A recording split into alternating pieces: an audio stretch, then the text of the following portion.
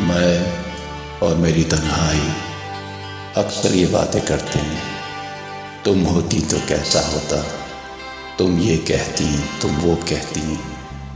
ये गाना मैं नहीं, आजकल मोदी जी गुनगुना रहे हैं, वो भी थोड़े शब्द बदलकर। मैं और मेरी एजेंसी अक्सर ये बातें करती हैं कि तुम हो तो मैं हूँ, तुम होती तो दल बदल होता, तुम होती तो डर होता, तुम होती तो मेरी सत्ता की चाबी होती। हाँ, तुम ही तो हो मेरी एजेंसी, मेरी ईडी, मेरी सीबीआई।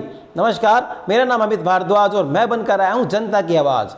एक तरफ तो प्रधानमंत्री मोदी सीबीआई की तारीफ करते हुए फूले नहीं समा रहे हैं और दूसरी ओर देश के विपक्षी दल सुप्रीम कोर्ट में याचिका दायर कर आरोप लगाते हैं कि सरकार ईडी सीबीआई का सरकार न सिर्फ दुरुपयोग कर रही है बल्कि उसने ईडी और सीबीआई को अपनी जेबी संस्था बना लिया है, यानी कि अपनी जेब में रख लिया है। आज देश के राजनीतिक हालातों को देखें तो सीबीआई और ईडी का इस्तेमाल सरकार जिस तरह से विपक्षी दलों के खिलाफ कर रही है उसको लोकतंत्र विपक्ष को निपटाना कह सकते हैं या पूरी तरह से निपटाना या बेहतर समझ सकते हैं।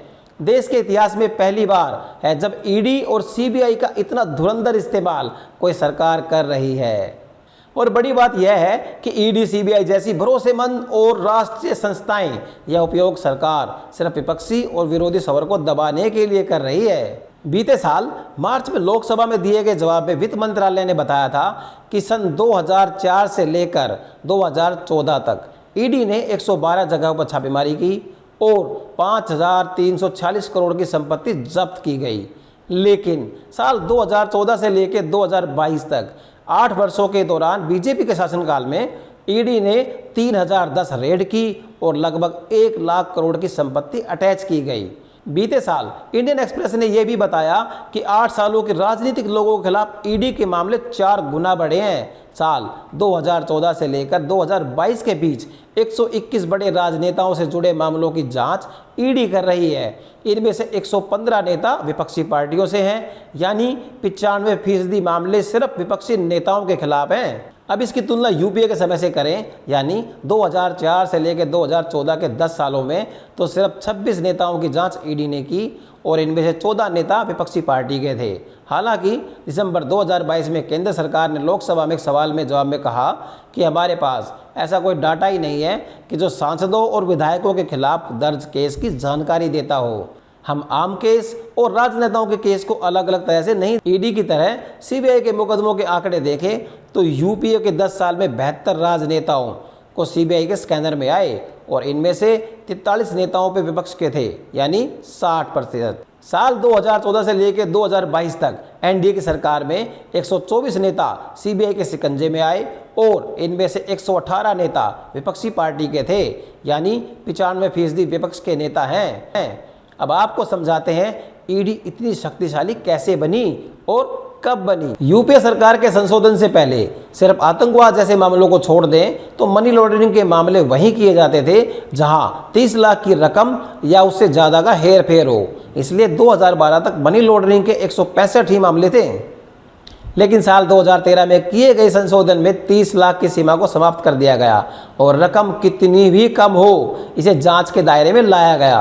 लेकिन 2019 में मोदी सरकार ने पीएमएलए एक्ट में इतने गंभीर बदलाव किए कि जिससे जांच एजेंसी यानी कि ईडी को जबरदस्त रूप से शक्तिशाली बनाया गया। यूपीए ने अगर पीएमएलए एक्ट को पहुंचा बढ़ाया तो मोदी सरकार ने इसे और कठोर बना दिया। इस एक्ट के सेक्शन 45 में जोड़ा गया कि ईडी के अधिकारियों को ये पावर दी गई है कि वो किसी भी व्यक्ति को बिना वारंट के गिरफ्तार कर सकते हैं। और इतना ही नहीं, गैर कानूनी पैसों से बनाई गई संपत्ति के स्कोप को भी बढ़ा दिया गया है। इसके तहत ईडी को यह शक्ति भी दी गई है, अगर एजेंसी को लगता है कि कोई संपत्ति प्रत्यक्ष या परोक्ष रूप से गैर कानूनी तरीके से कमाए गए पैसों से बनाई गई है तो उस पर भी वह कार्रवाई कर सकती है। अगर पुलिस किसी को समन करती है और समन करने वाले को ये बताया जाता है कि अभियुक्त के तौर पर समन कर रहे हैं या गवाह के तौर पर बुला रहे हैं, लेकिन ईडी को समन करने के लिए बताने की ज़रूरत भी नहीं होती।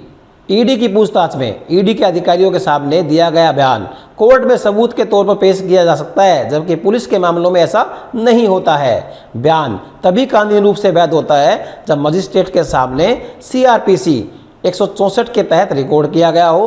लेकिन ईडी के ऊपर मजिस्ट्रेट की कोई निगरानी नहीं होती। आम एफआईआर पे जिस पर आरोप होता है उसके पास अधिकार होता है कि एफआईआर की कॉपी मांग सके, लेकिन मनी लॉन्ड्रिंग के केस में कॉपी अभियुक्त को देने का कोई प्रावधान नहीं है। जब तक ईडी इस मामले में चार्जशीट दायर ना करे तब तक उस अभियुक्त को पता ही नहीं होता कि उस पर कौन सी धाराएं लगी हैं। ईडी के लिए चार्जशीट तैयार करने की मियाद 60 दिन है।